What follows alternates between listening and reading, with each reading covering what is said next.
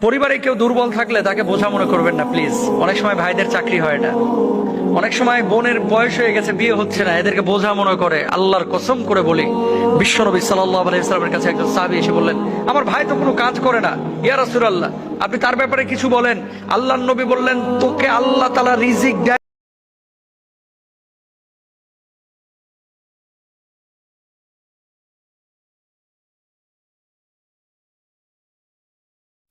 পরিবারে কেউ দুর্বল থাকলে তাকে বোঝা মনে করবেন না প্লিজ। অনেক সময় ভাইদের চাকরি হয় না, অনেক সময় বোনের বয়স হয়ে গেছে, বিয়ে হচ্ছে না, এদেরকে বোঝা মনে করে। আল্লাহর কসম করে বলি, বিশ্বনবী সাল্লাল্লাহু আলাইহি ওয়াসাল্লামের কাছে একজন সাহাবী এসে বললেন, আমার ভাই তো কোনো কাজ করে না, ইয়া রাসূলুল্লাহ আপনি তার ব্যাপারে কিছু বলেন।